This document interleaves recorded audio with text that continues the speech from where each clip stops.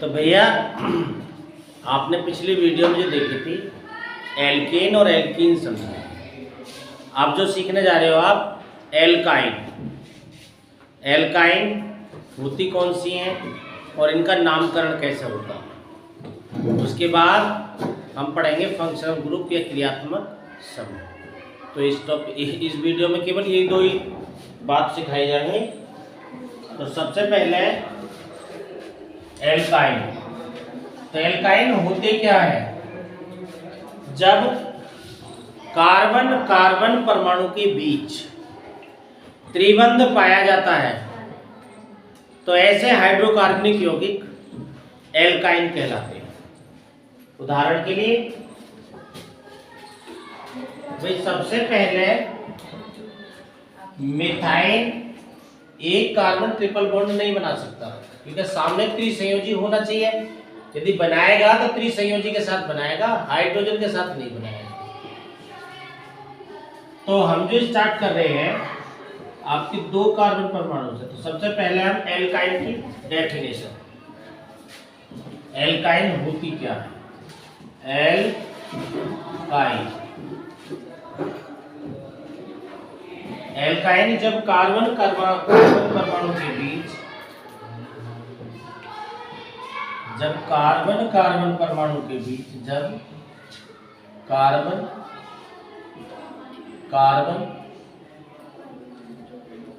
परमाणु के बीच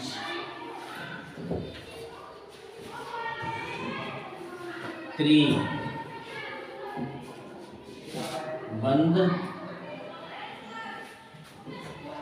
या ट्रिपल बॉन्ड होता है तो ऐसे जो हाइड्रोकार्बनिक यौगिक होते हैं उन्हें कहते हैं हम एल्काइन। एल्काइन कहलाते हैं। तो एल्काइन आपकी समझ में आ गया कि कार्बन परमाणु के बीच जब त्रिबंध हो तो ऐसे हाइड्रोकार्बनिक यौगिक जो होते हैं उन्हें बोलते हैं एल्काइन।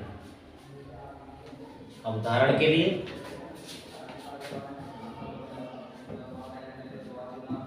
तो उदाहरण में सबसे पहले आप क्या लोगे? कार्बन के बीच तीन बंध बना दिया। अब इसका नाम है तो अब इस कार्बन पे तीन बॉन्ड हो गए तो एक ही हाइड्रोजन लगेगा। तो इसका नाम है एसिटिलीन। ये इसका बंधन सूत्र होगा, अणु सूत्र होगा C2H2 और इनका सामान्य सूत्र क्या होता है? वो सामान्य सूत्र और लिख लो इनका सामान्य सूत्र। सामान्य सूत्र होता है CnH2n -2। ये इनका सामान्य सूत्र होता है। मतलब दुगने से दो कम हाइड्रोजन। तो जैसे दो दूनी चार, चार में से दो गए दो। तो इसका नाम इसे कहते हैं हम एसिटिलीन। एसिटिलीन कह दो।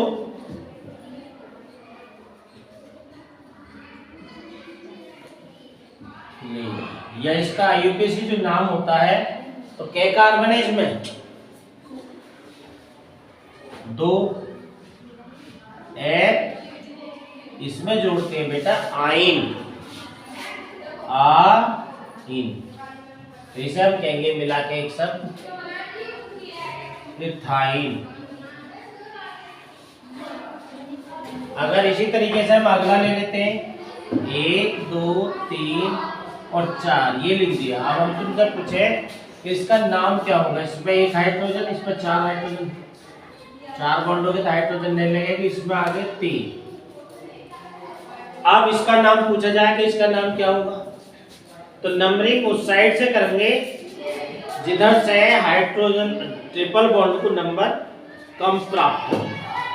तो हाइड्रोजन किधर से नंबर कम प्राप्त होंगे? इधर से 1 2 3 और 4। तो अब इसमें कितने कार्बन होंगे? 1 2 3 और 4। 4 का मतलब होगा ब्यू। और ट्रिपल बॉन्ड कौन से नंबर पे है? 1 पे। 1 इसका नाम होगा, इसे ऐसे भी लिख सकते हैं आप, या 1 ब्यूटाइन। 1 ब्यूटाइन। अभी नेक्स्ट हम लेते हैं एग्जाम्पल, और बताओ इसका क्या नाम होगा?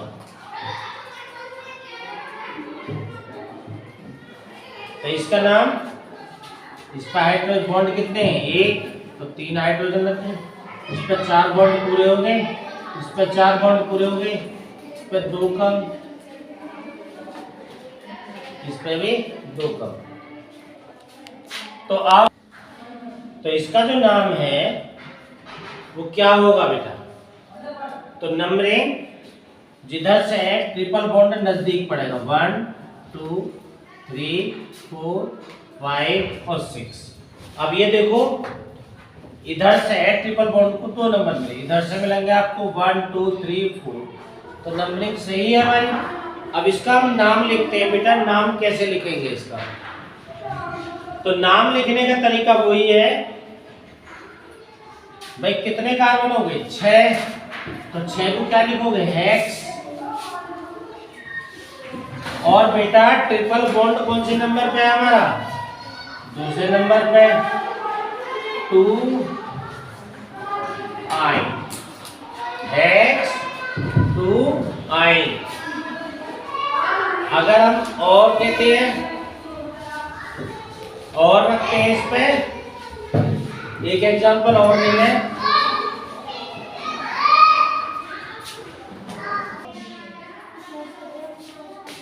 तो अब इसका नाम पूछा जाए कि भाई इसका नाम क्या होगा, तो इसमें देखोगे तो इस पर हाइड्रोजन की संख्या कितनी है? 3 की, तो बॉन्ड 1 लगा हुआ है। इस पर 4 बॉन्ड हो गए, इस पर कोई हाइड्रोजन नहीं जुड़ने की, इस पे भी नहीं जुड़ने की, इस पे भी नहीं जुड़ने की, इस पे भी नहीं जुड़ने की, इस पे 2 बॉन्ड लगे, तो आपकी 2 हाइड्रोजन होगी, और इस पे होगी आपकी 3 हाइड्रोजन। अब आते हैं इसके नाम की बात। तो नाम कैसे लिखा जाएगा?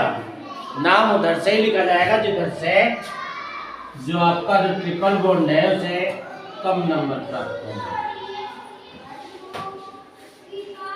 अब कितने हो गए? हेप्ट हो गए, हेप्ट। और दूसरे बॉन्ड पे और चौथे बॉन्ड पे 3 बॉन्ड लगे हुए, ट्रिपल बॉन्ड है।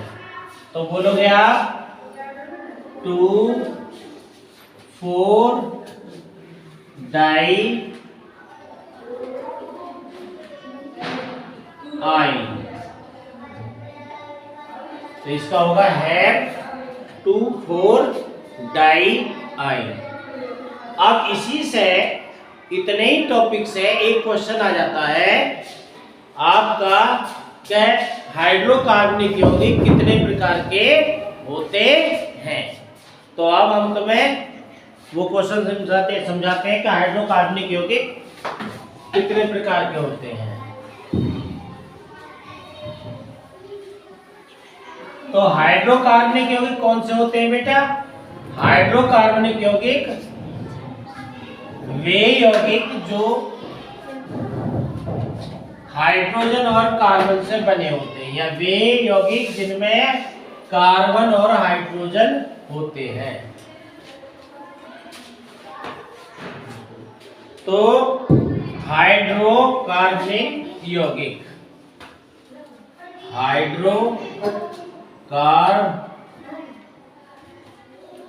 कंपाउंड। तो हाइड्रोकार्बनिक कंपाउंड्स कितने प्रकार के होते हैं? तो हाइड्रोकार्बनिक जो कंपाउंड है आपके, वो बेटा 2 प्रकार के होते हैं। एक तो होते हैं बेटा आपके संतृप्त, और एक होते हैं असंतृप्त। संतृप्त मतलब सैचुरेटेड, और असंतृप्त मतलब अनसैचुरेटेड,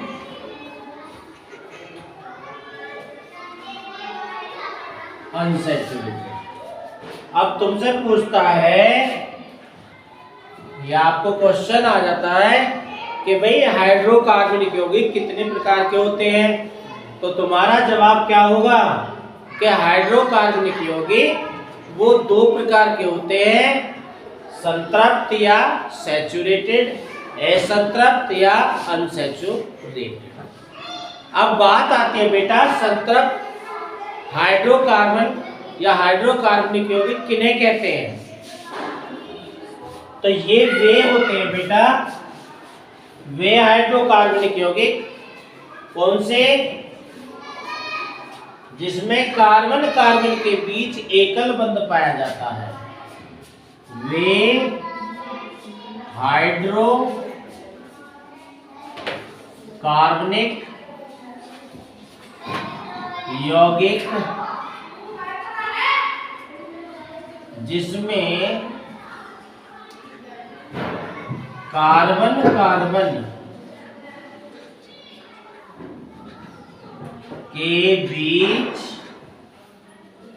एकल बंध होता है या सिंगल बॉन्ड होता है। ये वे हाइड्रोकार्बनिक यौगिक होते हैं जिनमें कार्बन कार्बन के बीच एकल बंध होता है। ये असंतृप्त हाइड्रोकार्बनिक यौगिक जो है ये बेटा दो प्रकार के होते हैं। तो जो सिंगल बॉन्ड वाले या इनको एल्केन भी कहते हैं। भाई एल्केन किन्हें कहते हैं, अभी तुमने पढ़ा था पिछली वीडियो में कि एल्केन किन्हें कहते हैं, वे हाइड्रोकार्बनिक यौगिक जिनमें कार्बन कार्बन के बीच एकल बंध होता है, उन्हें क्या बोलते हैं हम, एल्केन। या अब संतृप्त हाइड्रोकार्बन बोलना है तो वे आप ऐसे बोलोगे, वे हाइड्रोकार्बनिक यौगिक जिसमें कार्बन कार्बन के बीच एकल बंध होता है। अब आती है असंतृप्त हाइड्रोकार्बनिक यौगिक। असंतृप्त हाइड्रोकार्बनिक यौगिक कौन से होते हैं, असंतृप्त हाइड्रोकार्बनिक यौगिक होते हैं। तो असंतृप्त हाइड्रोकार्बनिक यौगिक कौन से होते हैं बेटा, वे हाइड्रोकार्बनिक यौगिक जिनमें डबल बॉन्ड हो या ट्रिपल बॉन्ड हो, कहाँ हो, कार्बन कार्बन के बीच में। जब कार्बन कार्बन के बीच में डबल बॉन्ड या ट्रिपल बॉन्ड होता है तो उन हाइड्रोकार्बनिक यौगिक को कहते हैं हम असंतृप्त हाइड्रोकार्बन। अब असंतृप्त हाइड्रोकार्बन कौन से होंगे, एक तो होंगे डबल बॉन्ड के और एक होंगे ट्रिपल बॉन्ड। डबल बॉन्ड वाले को क्या बोलते हो आप, एल्कीन, और इन्हें क्या बोलते हो, एल्काइन। इन्हें क्या बोलेंगे, एल्काइन। तो भाई जैसे इसमें तुमने लिखा तो आप इसमें क्या लिखोगे, भाई इसमें जो लिखोगे इसमें लिखोगे वे हाइड्रोकार्बनिक यौगिक जिनमें कार्बन कार्बन के बीच डबल बॉन्ड और ट्रिपल बॉन्ड होता है, उन हाइड्रोकार्बनिक यौगिकों को असंतृप्त या अनसैचुरेटेड हाइड्रोकार्बनिक यौगिक कहते हैं। अब ये बात हमारी क्लियर हो गई कि भाई संतृप्त हाइड्रोकार्बनिक यौगिक कौन से होते हैं और असंतृप्त हाइड्रोकार्बनिक यौगिक कौन से होते हैं। अब एक बात और, क्या और भी कोई पहचान है इनकी, भाई हाँ तो और भी है इनकी पहचान। तो उनकी पहचान जो है वो सबसे खास और बढ़िया है कि जितने बॉन्ड बढ़ते जाएंगे तो वो पाई बॉन्डों की संख्या बढ़ती है। पाई बॉन्ड जितने ज्यादा होंगे उतना ही यौगिक क्रियाशील होएगा। तो इनमें तो सब सिंगल बॉन्ड है, तो इनमें तो पाई बॉन्ड है नहीं संतृप्त हाइड्रोकार्बनिक यौगिकों में। जब इनमें पाई बॉन्ड नहीं है तो ये होते कम क्रियाशील, ये होते कम क्रियाशील। और ये कैसे होते हैं फिर बेटा, भाई इसमें भी भाई एक बॉन्ड बढ़ गया तो इसमें एक पाई और एक सिग्मा होता, और इसमें एक सिग्मा और दो पाई होते, तो क्या हुआ, ये होते हैं अधिक क्रियाशील। अधिक क्रियाशील या अभिक्रियाशील, क्रियाशील होते हैं। कारण क्या है? क्योंकि इनमें पाइबंद पाया जाता है और इनमें पाइबंद नहीं होता। ठीक है भाई। भाई कम क्रियाशील क्यों होते हैं? क्योंकि इनमें पाई, ऐसा बना दो, पाइबंद नहीं होता। और इनमें क्या होता? इनमें पाइबंद पाया जाता है या पाइबंद होता है। कौन से में होता है? एल्कीन और एल्काइन। अब तीसरा अंतर भाई जो ज्यादा क्रियाशील होएगा उसकी स्टेबिलिटी उतनी कम होएगी। तो ये जो है जब क्रियाशील कम है तो ये स्थायी अधिक होते हैं, तो इनका स्थायित्व अधिक होता है,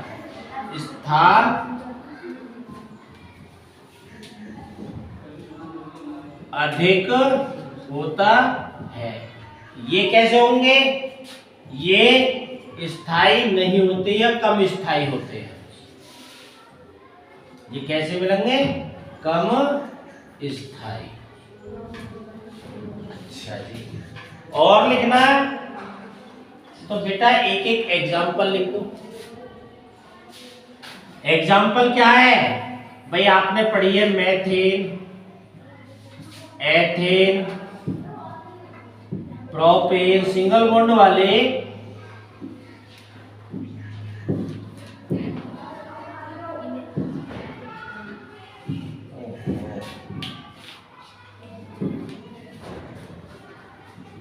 प्रोपेन, ब्यूटेन, जो भी लिखनी हो। और इसमें एथिलीन लिख दो या इथाइन लिख दो। एथीन,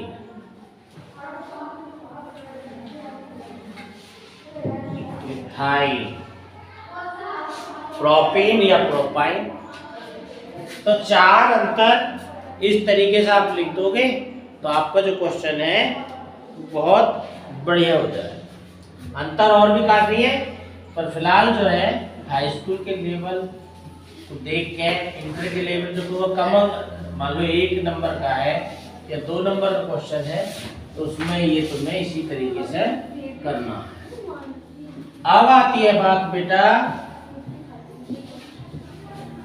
कि क्रियात्मक समूह क्या होता है, फंक्शन ग्रुप क्या होता है। फंक्शन ग्रुप क्या होता है? क्रियात्मक समूह, फंक्शन ग्रुप, या कह सकते हो क्रियात्मक समूह। तो बेटा क्रियात्मक समूह क्या होता है? क्रियात्मक समूह का मतलब ये है जो आपकी कार्बन की चेन बनती है उसमें कोई परमाणुओं का समूह किसी हाइड्रोजन को हटाकर उसकी जगह खुद लग जावे, प्रतिस्थापित हो जाए, उसकी जगह सब्स्टिट्यूएंट हो जावे। जैसे सपोज करो कि हमने लिया ये है आपका H, अब कोई सा एक H हटा के उसकी जगह मान लो कि ये OH लग जाए, तो H हटाया और इस H की जगह आ गया OH। तो ऐसा कोई भी समूह जो है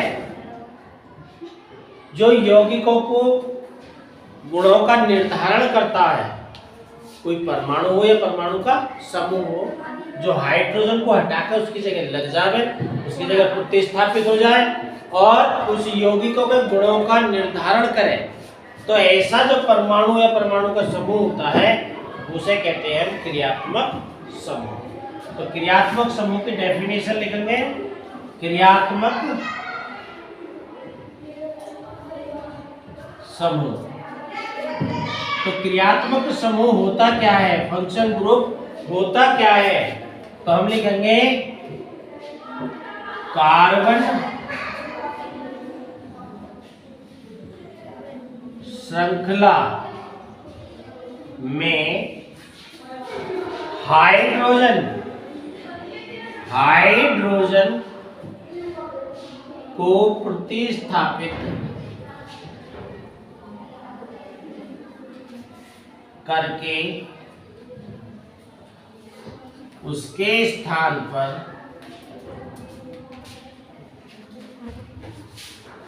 कोई अन्य परमाणु या परमाणुओं का समूह आ जाता है तथा यह समूह उस यौगिक के गुणों का निर्धारण करता है। अर्थात जो यौगिक के गुण हैं उस परमाणु समूह से ही निर्धारित होंगे, ना कि कार्बन की चेन से कोई फर्क नहीं पड़ने का कि कार्बन की चेन कितनी लंबी है या कितनी छोटी है। इस बात का उस पर कोई भी फर्क नहीं पड़ता। तो वो जो क्रियात्मक समूह कौन कौन से हैं, तो जैसे ये समूह लग गया तो ये आपका है एल्कोहल समूह। कौन सा समूह है? एल्कोहल। यहाँ लिखेंगे प्रतीक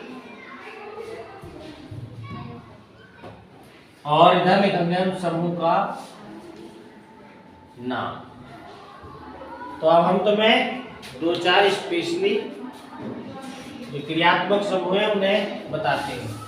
यदि मान लो किसी चैन में OH लग जाता है तो समझ लो वो लग गया आपका एल्कोहल। एल्कोहल कौन सा समूह लगा? एल्कोहल। और नाम लिखते समय अनुलग्न के रूप में जो लिखोगे, अनुलग्न में क्या लगाओगे? अनुलग्न में लगाओगे ऑल। अनुलग्न में हम क्या लगाएंगे? ऑल। अगर मान लो सपोज करो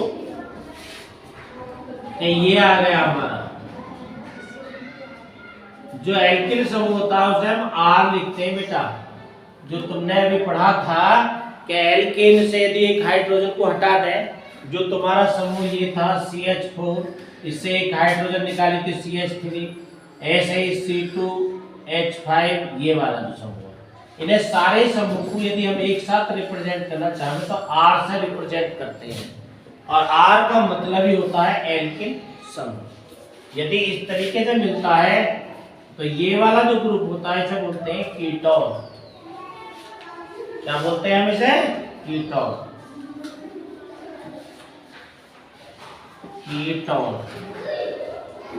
अच्छा बेटा, अगर ये समूह हमारा इस तरीके से, तो इसे हम कहते हैं कार्बोक्सिलिक।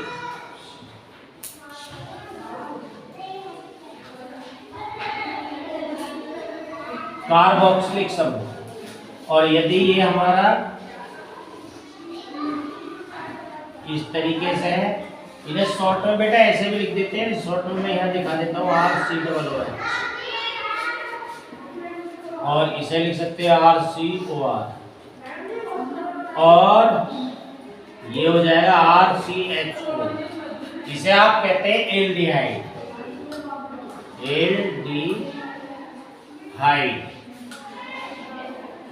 एल्डिहाइड। इसमें लगाओगे आप ऑयल,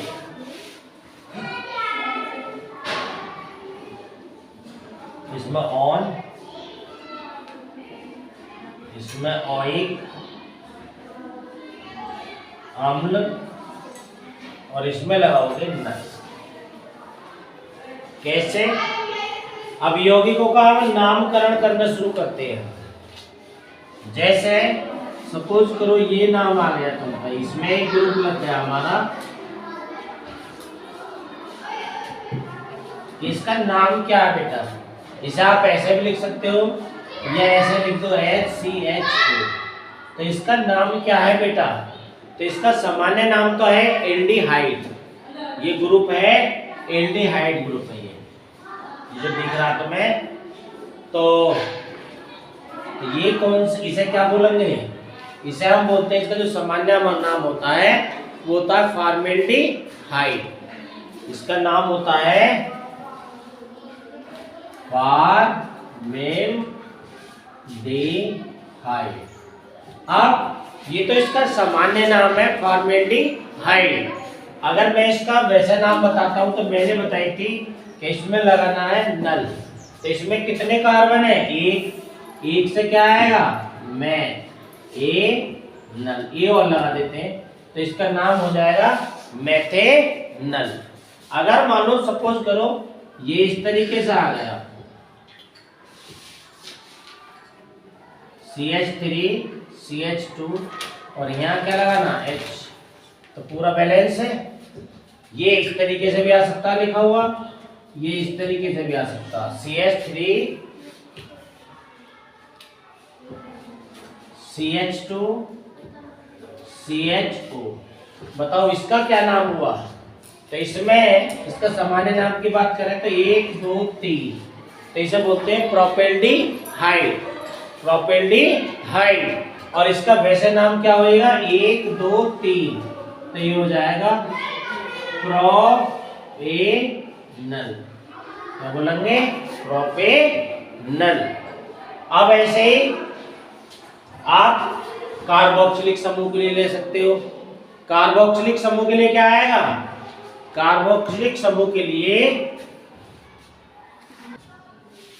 तो बेस्ट हमने बताई कि ये जो है ये आपके कीटोन समूह है, और कीटोन जो है, और ये है कार्बोक्सिलिक समूह, और ये आपका एल्डिहाइड समूह।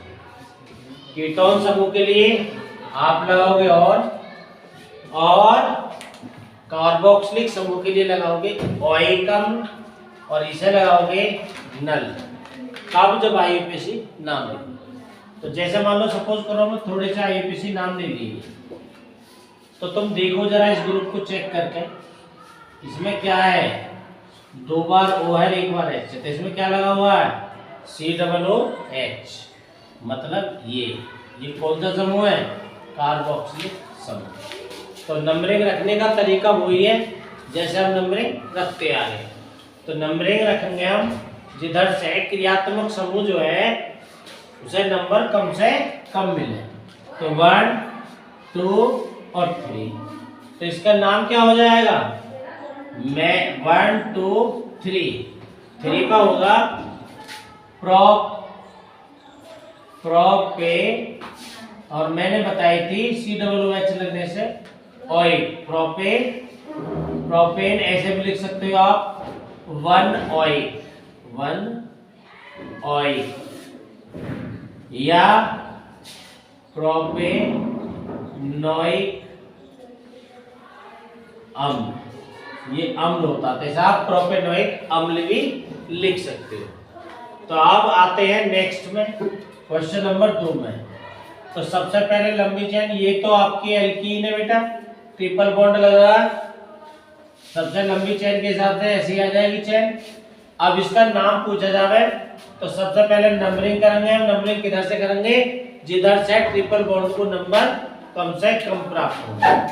तो इधर से देखते हैं हम, भाई इधर से नजदीक पड़ेगा डबल बॉन्ड 2 कार्बन के बाद ये ट्रिपल बॉन्ड, और इधर से पड़ रहा है 1 2 3 के बाद। तो नंबरिंग इधर से मिली 1 2 3 4 और ये 5।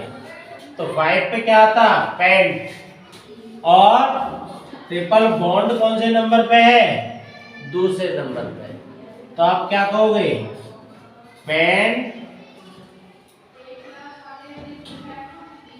2 आइन, तो इसका नाम होगा पेन 2 आइन। अभी ये ग्रुप आपको अभी हमने सिखाया नहीं है, एनहाइड्राइड ग्रुप है ये, एनहाइड्राइड ग्रुप तुम्हें अलग से सिखाएगा। अब इसमें आ जाओ बेटा, इधर लग रहा है ये रहा क्रियात्मक समूह। अब इसका नाम रखेंगे 1 2 3। तो 3 पे क्या आता है बेटा, prop 1 all, या कह सकते हैं 1 propanol, 1 propanol। अब आते हैं बेटा इसमें क्वेश्चन नंबर 5 में। तो इसमें 1 2 3 से तीसरा नंबर 1 2 3, तो दोनों तरफ से बराबर नंबर मिल रहा हमारे से। तो ये आ जाएगा 1 2 3 4 और ये 5। तो ये क्या हो जाएगा, 5 पे क्या होता है, पेंट। और बेटा ये कीटोन समूह है, इसे कहते हैं ऑन। कौन से नंबर पे, 3 पे। तो हम इसे कहेंगे कीट 3 ऑन, या कह सकते हो 3 कीटोन, 3 कीटोन। अब आप इसे लिखोगे तो इसमें नंबर लिखोगे 1 2 और 3। तो इसमें होगा 3 पे क्या आता है, प्रॉप, और कौन से नंबर पे बॉन्ड, 1 पे 1 आइन। तो इसे क्या बोलोगे, प्रॉप 1 आइन। अब इसे क्या बोलोगे बेटा, भाई मैंने बताया कि नंबरिंग उधर से करते हैं जिधर से क्रियात्मक समूह को कम से कम नंबर मिले। यदि मैं नंबरिंग इधर से देता हूं तो एक क्रियात्मक समूह को नंबर मिलेगा 2, और इधर से डालोगे 1 2 3, या ऐसे डाल लो, बात एक ही है, हमें तो चेन लंबी चाहिए। तो इसमें कौन सा नंबर, ये होगा प्रतिस्थापी समूह बेटा, क्योंकि ये चेन से अलग होगा। नंबरिंग ऐसे आ रही है, जो चेन से अलग जाता है वो प्रतिस्थापी समूह होता है। तो ये क्या हो जाएगा, 2 पे मैथिल होगा आपका, 2 मैथिल प्रोपेनल, 2 मैथिल प्रोपेनल। अब देखते हैं क्वेश्चन नंबर 8। अब क्वेश्चन नंबर 8 में आप यहाँ OH लगा दो, या यहाँ OH लगा दो, या यहाँ OH लगा दो, इसका मतलब एक ही है। तो नंबरिंग क्रियात्मक समूह को नंबर जिधर से कम मिले 1 2 और ये होगा 3। तो ये क्या होगा, 3 पे क्या आता है, प्रॉप 2 ऑल, या कह सकते हो 2 प्रोपेनॉल। तो इस तरीके से आप IUPAC नाम जो है लिखोगे। और अगली वीडियो में हम आपको कार्बनिक अभिक्रिया कितने प्रकार की होती है, कार्बनिक अभिक्रिया किसे कहते हैं और ये कितने प्रकार की होती हैं, उसके बारे में बताएंगे।